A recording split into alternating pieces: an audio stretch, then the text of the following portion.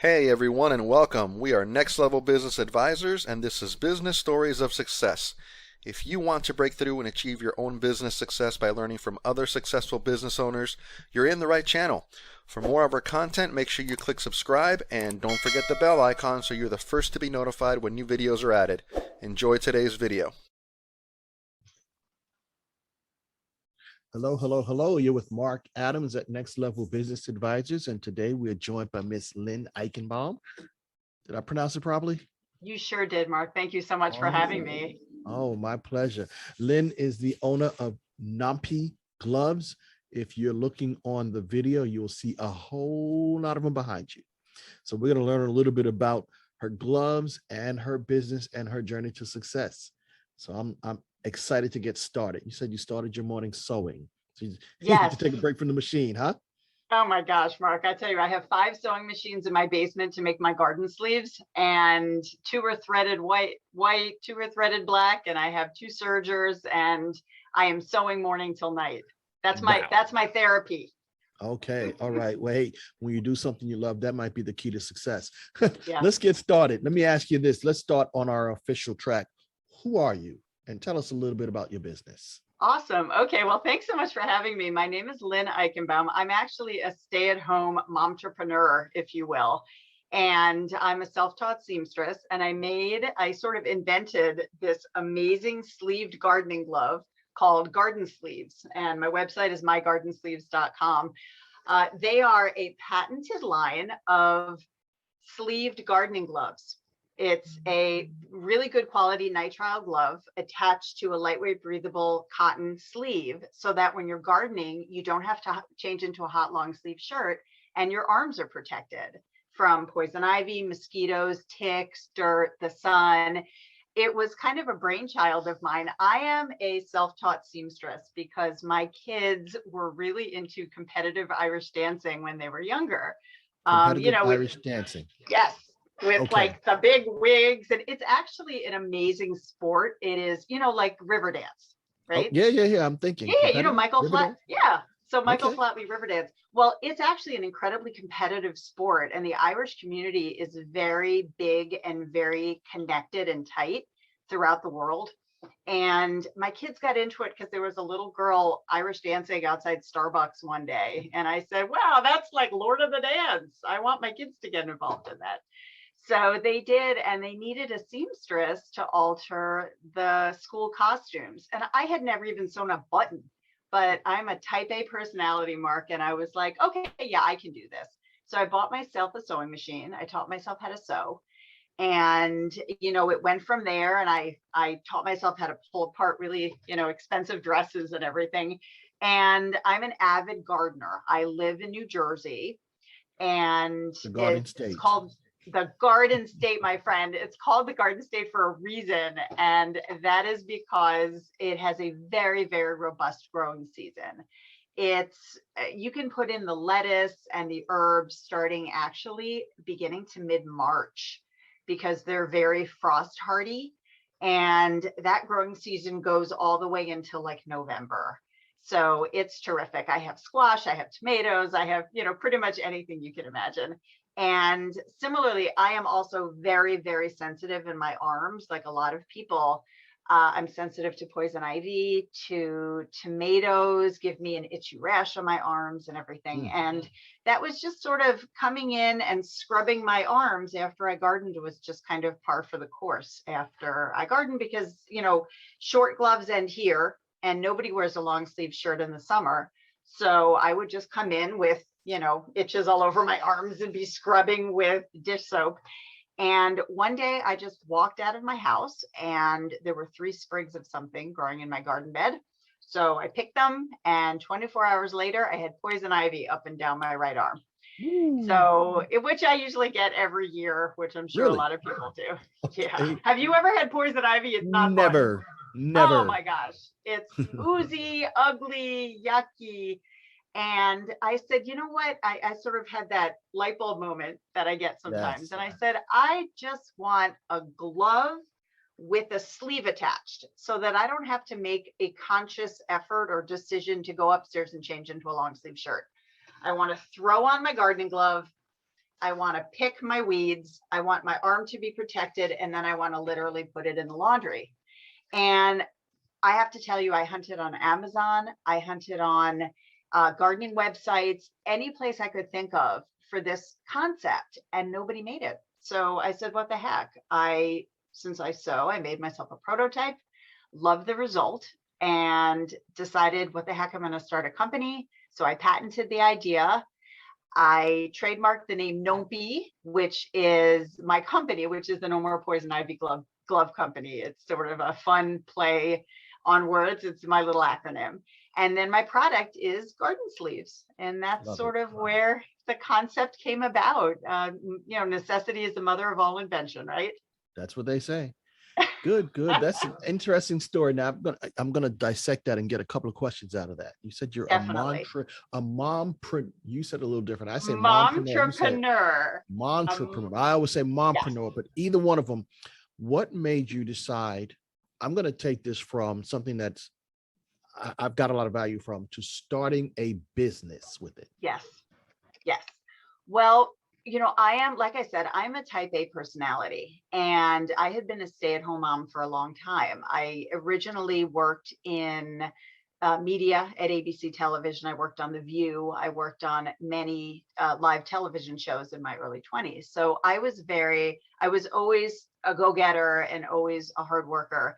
And staying home with my kids was an amazing career choice for me, being a stay-at-home mom. But as they started getting older, I really felt like I needed to, just chomp on something and put my teeth in something. So I started this little company as sort of a craft hobby kind of thing. And I would take my sleeves. So I started, I would make 20 or 30 at a time. I would go to the local fabric store and buy some cute patterns. I found some cheap gloves on Amazon or something. I would attach them and go to these craft shows. And the positive reinforcement I got from gardeners, from people who would see my product and say, oh my God, that is a no-brainer. That's ingenious. It really gave me, I guess, the affirmation and the confidence to take it to the next level. So the next level for me was, okay, instead of just buying gloves here and there on Amazon, let me find a really good quality glove that I can use, because I need to have a product that will hold up. I need to have a product that the market, that will withstand market pressure and criticism. And then I also needed to find a fabric manufacturer, which I did. So a lot of it is just research. It's sitting down and saying, okay, I'm going to make a conscious effort to take it to the next level. And then it's a lot of research and market research and asking people, what kind of glove they like, competitively, where can I get it at good cost? Same with the fabric. How can I get a good high quality fabric, and how can I get it at good cost? Nice. So that's pretty much where it came from. Nice. So you had like an itch, literally, that you fixed, and then said, hey, let me take it to market, because I'm sure other people have the same itch. Exactly. And a lot of that, when you're starting a business, you need to have a lot of market research and focus groups, and make sure. You may have a great idea and it may be great for you, but if it's not sellable to the general public, then maybe you want to change the idea a little bit. Maybe you want to alter it, or keep it as a craft and don't take that next step and invest a ton of money into it, because you haven't done the market research. But once you know that there's a niche, and I knew that there was a niche because I did a ton of research. The only sleeves I could find were these industrial cut resistant, heavy polyester 13 gauge sleeves, Kevlar sleeves. And they're hot. They're not particularly cute, to be perfectly honest with you.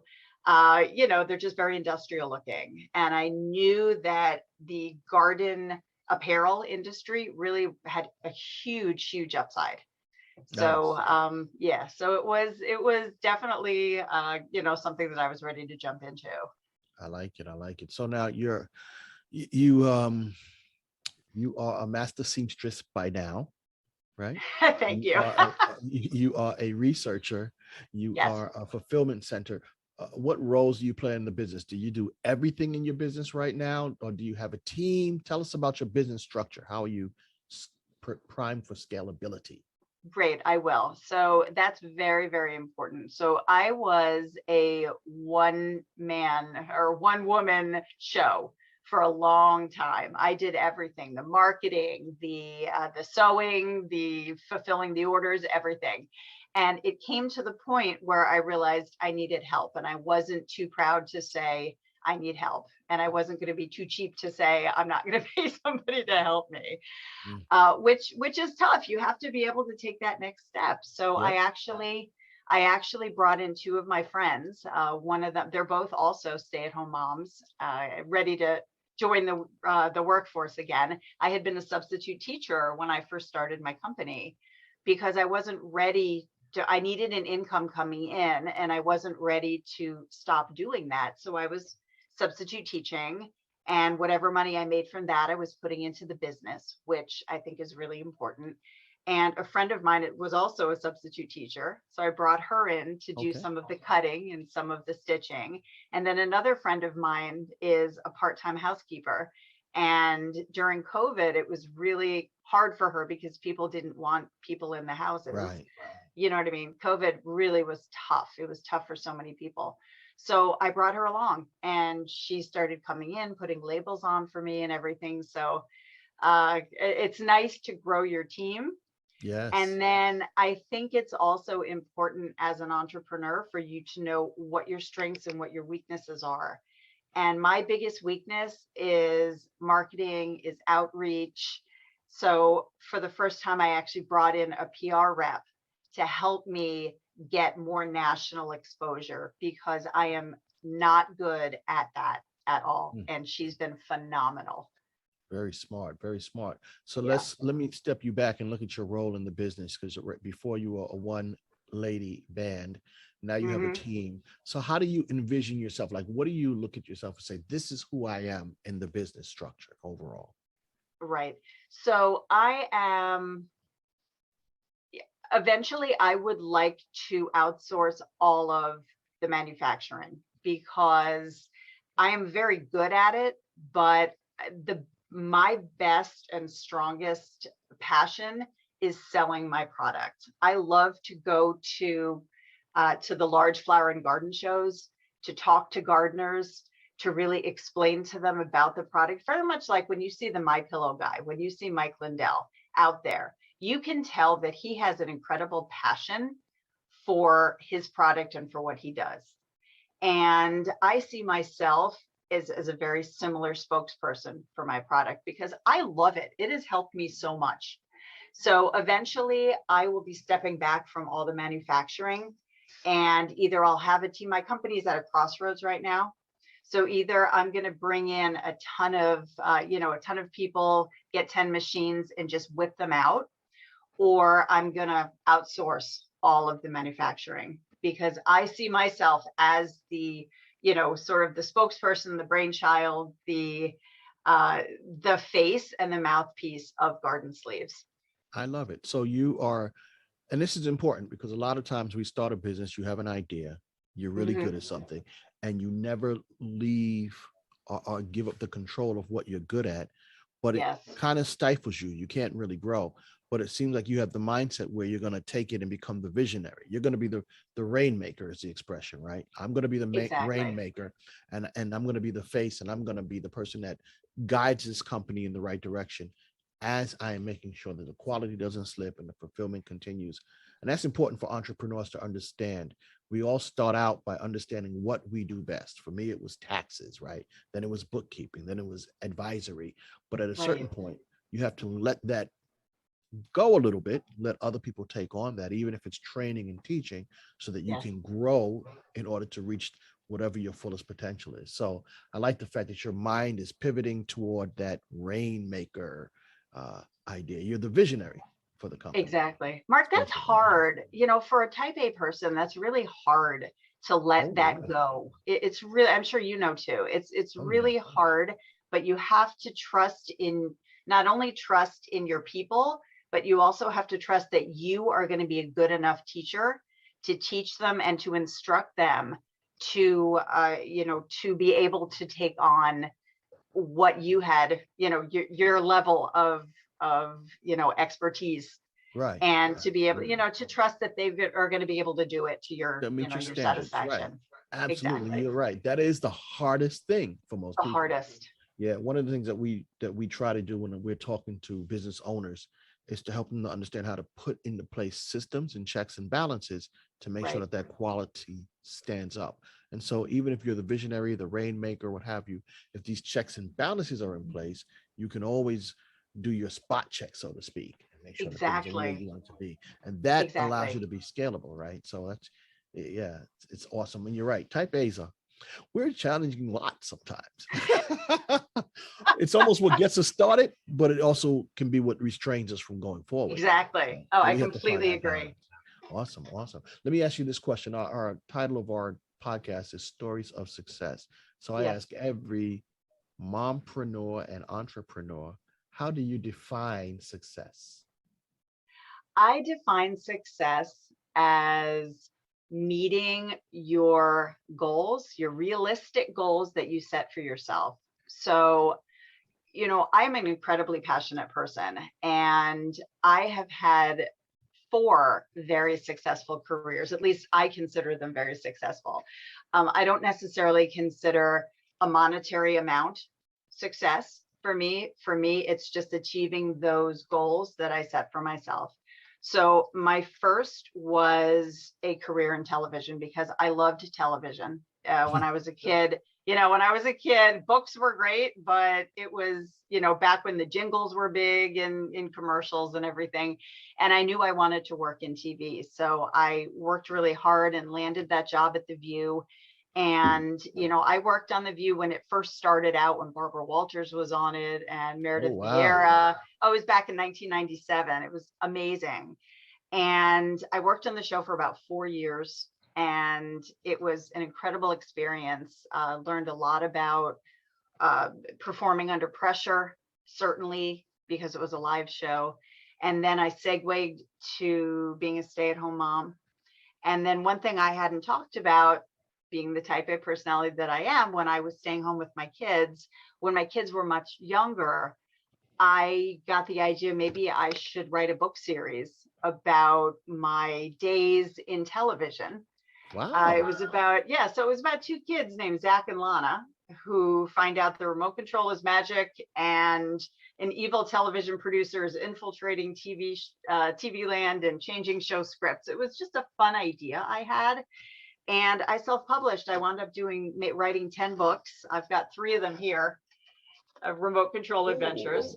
And Okay. that was about a 7-year stretch. I had a goal, a realistic goal, which was 10 books. I achieved that goal. So for me, I was a successful author at that point. And then lo and behold, I got that bout of poison ivy, came up with this idea, and I consider myself successful right now. Wherever the company comes from, I've literally taken an idea, I've patented it, I've done my research, I've successfully taken them to shows. It's really a little astounding to me because I was always a good employee. Let's just say I never saw myself as the employer. I don't know, just growing up, I was like, I'm such a good employee. I work hard and everything. But just the fact that I took this idea, and you see them all behind me. I mean, it's really fun and they work, and so I'm happy. I'm, Awesome. I'm Awesome. a happy entrepreneur, my friend. I love it. I love it. Yeah. One of the things that I always say is that a lot of us will have a nice business concept. So to go from concept to implementation is a feat in and of itself. And so, Absolutely. doing that is amazing. And then you've taken that implementation, being the one woman show, to now adding a team. You are Mhm. definitely making your dreams come true in that regard, it sounds like. Yeah, I am. But it is a true learning experience. I mean, everything is a learning experience. The first thing I would have to say, if I was going to give any advice to startup businesses, I would say for sure, networking is so important. You need to reach out because you don't know anything or you don't know everything. Let's just put it that way. I didn't know anything when I started out. And I happened to be doing research online and I found the National Association of Women Business Owners sort of on a whim. And I joined it and I wound up in a focus group with 6 incredible women. We're all from different avenues. One's a photographer, one's a strategist, one is a bookkeeper. And we meet once a month and we just talk about our challenges, our ideas, and we toss ideas off each other. And it's been phenomenal for me because I've learned so much from them. And I think you can't operate in your own little bubble. You have to reach out and ask for help to learn because that's really the only way you're going to figure it out. Nice. So you're actually tap dancing on the next question, which was a beautiful one. How do you make your success possible? One, you just said networking. Anything else that you've done that helps you to reach your levels of success? I mean, obviously you're driven, but what other things have you done that you would like to share with our listeners? All right. Well, it's interesting. The first thing I want to talk about is, again, getting your product or getting your idea in front of the actual public. So the most important thing for me, like I said, I started out with these little craft shows here and there, in New Jersey and in Pennsylvania. And then I decided I was going to go, headlong, and I bit the bullet and I decided to display my gloves at the Philadelphia Flower and Garden Show in Philly, which is it's expensive to be a vendor at the show, I'll be honest. But I said, this is a huge marketing opportunity for me. And this is a way for me to get my gloves in front of people. And I had the wonderful opportunity to talk to many master gardeners. And at the time, I didn't use the good quality nitrile gloves. I had just a cotton poly glove because that's what I had always used. And I had people coming up to me, giving me ideas, giving me suggestions. And in particular, one master gardener said, "Lynne, can I give you a suggestion?" And I said, "Talk to me." And she's like, "I love your concept. I'm not thrilled with your glove." And I said, "Oh, okay. What would you use if because I already had the patent on them." I said, "What would you do?" She said, "We like the nitrile dipped water resistant glove because they are more puncture resistant. Fingernails don't go through, better quality." I'm like, "What's nitrile?" I had never even heard of a nitrile glove. So after that, I did some investigation online and I realized, hey, gardeners everywhere really seem to like these particular gloves. So I added them to my product line, and I have to say, I probably sell them like 10 to 1. Nice. Yeah. So I like that. So because you got in front of people, it allowed you to refine your product. Yes, Right. exactly. So it was sort of my own focus group, if you will. So it was not only a sales opportunity, but I used it as a market research opportunity as well. And I think one of the most important things as a business owner also is to really don't be so proud as to not listen. You need to listen and you need to hear what people are suggesting to you. You may not want to go that route, but I think it's really important to get suggestions and to own them and to say, I'm going to give this some thought. And sometimes they're fabulous. I love it. And that's so true, right? We don't have the market on all good ideas. We don't corner the market. Yeah, so if you're at all. smart and you listen, you can actually come up with a better idea, better product. So that's really cool. I like the way you did that. So Thank you. Then your Philadelphia trip was money well spent. Money well spent, I have to tell you. And I've gone back. This will be my 3rd year. They're holding the show again at FGR Park in Philly. They had the foresight to sort of move it outdoors when COVID hit. Smart. And yeah, and I've taken them also to Connecticut, New Jersey. So I take them to all the big flower and garden shows up and down the East Coast. And that so far has been the best way for me to get my product in front of people and to really, to show them and to explain to them and to, and to market it to them. So it's been fun. And I love talking to gardeners. They're a hoot. I mean, we talk about our successes, our failures, our crazy bug issues. It's just a lot. It's a lot of fun. The gardeners are hilarious. Cool. It's funny as you're talking. I just see at one time I see one hand that's green and then the other hand is green. You're sliding these things on and off. I don't even really cool. Let me ask you this question. I'm going to pivot a little bit. Everyone who's in business long enough makes a mistake or two. What's one big mistake you made in your business journey? Oh, this is such a huge mistake I made, and I didn't even realize it was a mistake. So when I first started my company, I wanted a really cute acronym. So I called my garden sleeves NOMPIs, which I told you stands for No More Poison Ivy. And I was like, oh, they're NOMPI gloves. Like, that's obvious. They're NOMPI gloves.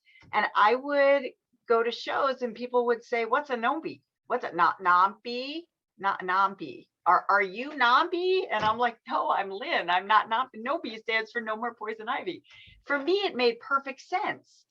But I was literally, I kid you not, getting migraines trying to explain to people what NOMPI meant. I mean, like literally everybody who came up to me, I was expending so much energy. So, when I hired the publicist, she said the same thing to me, Andrea. She said, I'm going to have a really hard time selling your name. So at that point, I pivoted and I rebranded my sleeves as garden sleeves because that's what they are. They're garden sleeves. So I submitted a trademark on the name Garden Sleeves, one word with an S in the middle, Garden Sleeves with a pretty S. And my website is now mygardensleeves.com. And I have to tell you, it's like, oh, I mean, it's amazing. I go to shows now and people look at my sign and say, oh, garden sleeves, what a cool idea. And it's just fascinating. So, you need to make sure the name of your company or the name of your product is something that people will understand in the first 10 seconds of looking at it. Otherwise, you're going to have a very difficult journey. I love it. Let me just digress for a moment because I like that lesson that you just shared with us, and it's so true. If you went to market, you didn't listen to anybody, you went with NOMPI, you probably would lose all kinds of clients because they would come and they would say, I don't know what that is, and keep on moving. But now that you have it so simple and straightforward, it's beautiful. And this is probably a good time to reiterate how we can find you. How can we find your garden sleeves at all? What do we do? I mean, I'm not going to a trade show. So yeah, fair enough. So I have a great website. It's called mygardensleeves.com. And it's got, all my products got on there. It's got my story, how I got started. We're a great community of gardeners. And I like to put pictures on there of people in their garden sleeves, showing me, the many uses of them, from gardening to weeding to stringing Christmas lights. I mean, it's a lot of fun. So definitely check out my website again, which is mygardensleeves.com, and send me pictures if you want, and I'd be happy to put them on there. Awesome. I know when we were talking before, you were mentioning all of the different things you've done that's giving you success. Yeah. So you were doing many things before you became your own business owner. What would be one piece of advice, and you've given us some already, but if you can go right back to before you started this business, what advice would you give yourself? I would say don't let fear stand in your way, because we fear so much in life. We fear the known, we fear the unknown. I was afraid, well, if I throw 100% of myself into this, will I be taking too much of a risk? Will I be getting rid of my substitute teaching? And then am I going to be, in trouble down the road because then I'm not going to have that source of income coming in? And then what happens if I grow too big? How am I going to fulfill demand. So we're afraid of staying small. We're afraid of growing big. And if you let fear stand in your way, you're like a mouse on a wheel. So get over the fear, take the leap, but it doesn't have to be jumping off like the Empire State Building. You know what I mean? Like you can take little jumps here and there and baby steps. They like to say on Shark Tank, take baby steps and be careful what you wish for. So grow slowly. And when you're ready to take that next step, go to the next level. I love it. I love it. That sounds really, really cool. It's interesting because you said, don't jump off the Empire State Building yet. Try just jumping off the sidewalk first. Definitely. You can do that, then maybe take a couple of steps, and then I like it. But that's so, so true. Awesome. So I really appreciate this. You gave us some really nice gems. And I really love what you told us about not being afraid to move forward. Like that's really critical if we're going to be successful. And so don't let fear dominate you. I really thank you for that. For sure. For sure. And, when and also for mom business owners and dad business owners, with kids, it's really amazing to show them and to teach them the process that you're going through, because it breeds a whole nother generation of future entrepreneurs, and they see how hard their parents are working and they see the different steps you take. And, especially for my daughter, she thinks it's so cool. And my son, that, here I am with this crazy idea, and suddenly, wow, mom is coming home from a trade show. She sold 750 pairs in 9 days. That's pretty cool. I love that they see that, and it instills in them a sense of hard work and diligence. And it lets them know that the options are possible. It's funny because I'm an entrepreneur because my dad was an entrepreneur. Great. He had his own business, and I used to remember, he didn't wake up at 9 or 8 to be to work at 9. He also didn't come home at 5, but Right. he set his schedule. He made his world, and you're right, especially for those with children.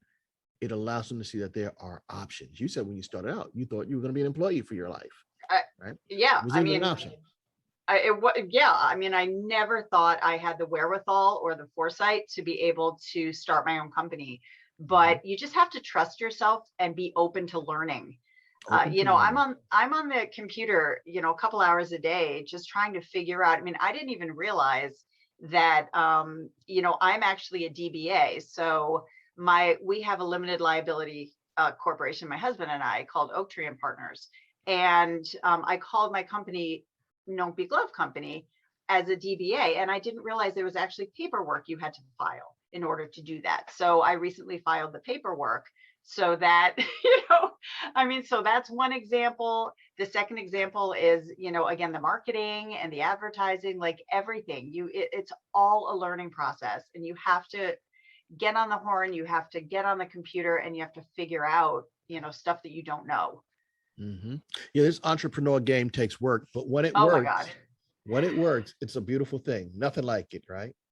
So much work, but so worth it. Mark, you said it. It's the so worth it. gratification and the pleasure. I've been in business for almost 20 years now, so I'm just getting where it's like, well, no, it's been sweet for a while, but it's really, really fun to do what we like, to pursue passion projects like podcasting, if it is, or whatever it is.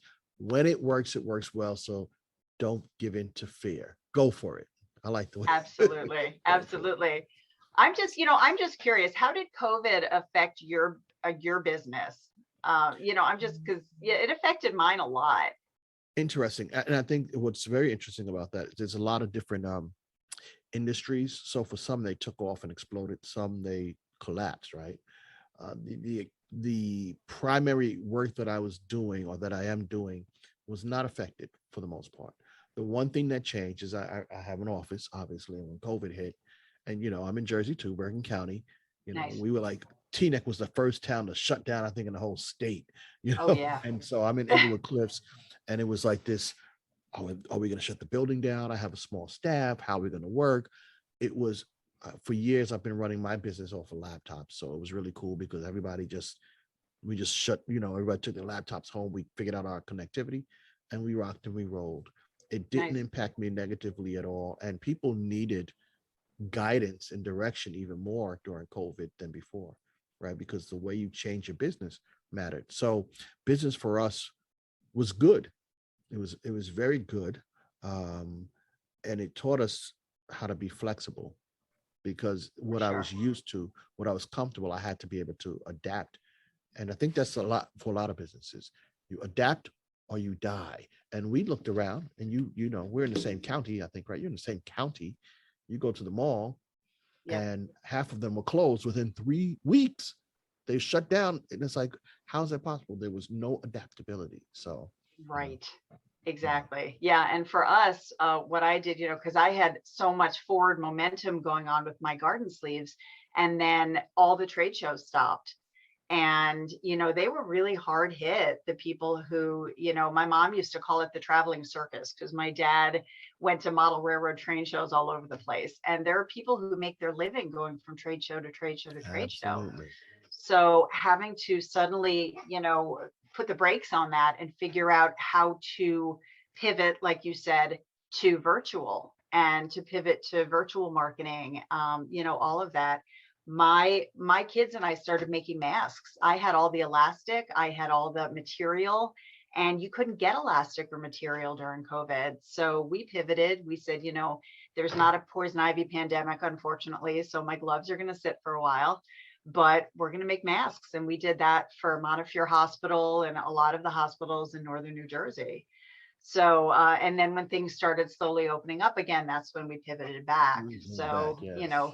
like you said, being flexible and adaptable, I think is so key. I do too. And it's funny because I'm now telling business owners 2022, I think is going to be primed for success. If you Oh, survive 2020 and you got through 2021, and most of us should have, if you got through COVID, the initial phases, 2022 should be explosive. I So am so excited. excited, right? Awesome, awesome. Hey, I want to thank you so much for your time today and letting us have a sneak peek into your world. We look forward to seeing your continued journey to success. Thank you so much, Mark, for having me. Take care, everybody. Thank you. Bye.